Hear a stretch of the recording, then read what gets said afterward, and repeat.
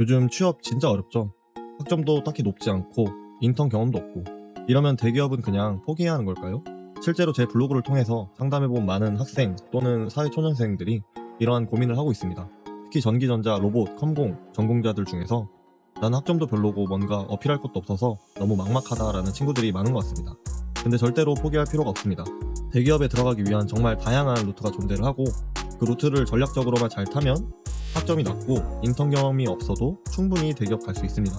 오늘은 제가 여러분들께 공대생이 대기업에 가는 가장 현실적이고 실현 가능한 3가지 방법을 알려드릴 건데요. 정말 도움이 되는 내용들을 담았으니까 영상 끝까지 시청해 주시길 바랍니다.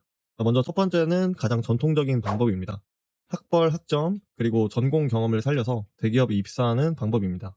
예를 들어서 스카이를 포함한 주요 대학에 재학 중이고 학점이 3.5 이상, 전공 수업도 충실히 들었다면 그 자체로 기본적인 서류 통과 스펙은 확보가 된 셈입니다. 게다가 전공 관련 경험까지 있다면 대기업 취업은 꽤 수월하게 풀릴 수가 있어요. 하지만 여기서 중요한 건 단순히 학점 수치만 올리는 게 아닙니다. 기업 입장에서는 이 사람이 왜 이 분야를 선택을 했고 또 얼마나 관심을 가지고 꾸준히 준비했는가를 더 중요하게 보고 있습니다. 예를 들어서 자동차에 관심이 있다고 가정을 해볼게요. 그러면 자동차 관련 프로젝트, 예를 들면 자작차를 만들어 본다거나 아니면 모터 제어를 해봤거나 캔통신, 이더넷과 같이 자동차에 많이 사용되는 통신을 해본 경험이 있거나 이런 식으로 관심 분야에 프로젝트 경험이 있는 것이 굉장히 중요합니다.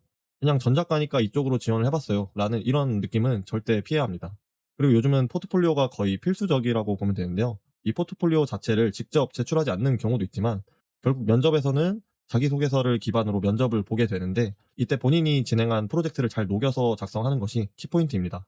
단순히 학교 이름 좋고 학점 좋은 걸로는 부족하고 내가 실제로 이런 회로를 설계를 해봤고 이런 펌웨어를 구현해 봤습니다 라는 걸 보여줄 수 있으면 면접에서 정말 빛을 발할 수가 있게 됩니다. 두 번째로는 대학원을 통해서 역전하는 방법입니다. 이건 특히 학부 시절에 학점이 낮거나 특별한 프로젝트 경험이 부족했던 분들에게 완벽한 반전 기회가 될 수 있습니다. 많은 분들이 대학원 하면 연구만 하는 곳 혹은 교수님 눈치 보면서 논문 쓰는 곳이라는 이미지가 있는데요. 요즘은 완전히 다릅니다. 실무 중심의 랩실을 제대로 찾기만 하면 기업 못지않은 프로젝트 경험과 경험을 쌓을 수가 있게 됩니다. 중요한 건 랩실을 잘 고르는 게 핵심이에요.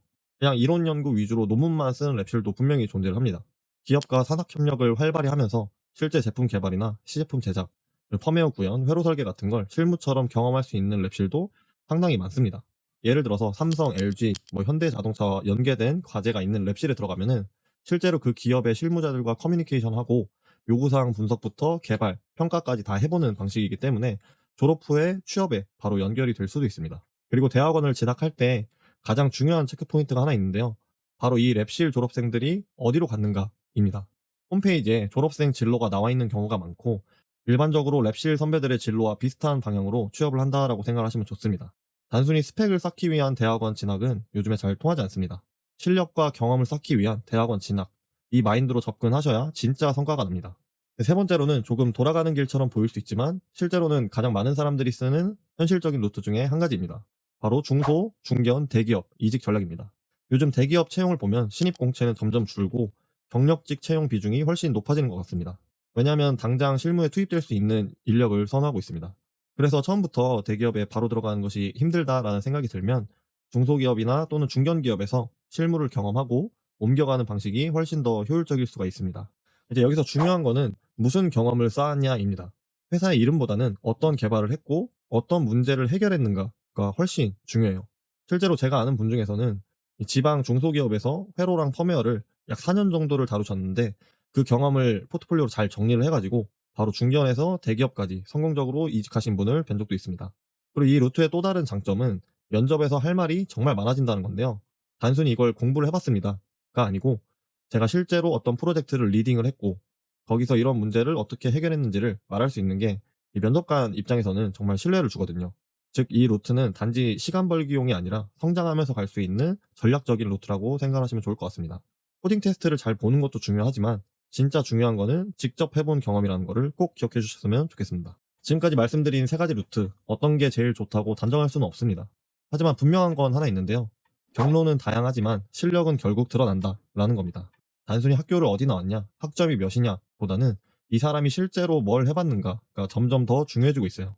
그래서 지금 당장 대기업이 멀게 느껴지더라도 하나씩 경험을 쌓고 내가 뭘 할 수 있는 사람인지를 정리를 해보는 게 제일 중요합니다. 혹시 여러분도 나만의 포트폴리오를 만들고 싶거나 실무 프로젝트를 어떻게 시작해야 할지 모르겠다면 아래 댓글을 한번 확인해 주시길 바랍니다.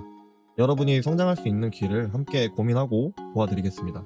도움이 되셨다면 구독과 좋아요 한 번씩 눌러주시고 다른 분들에게도 영상을 공유해 주시면 정말 감사하겠습니다. 그럼 다음 영상에서 또 뵙겠습니다. 감사합니다.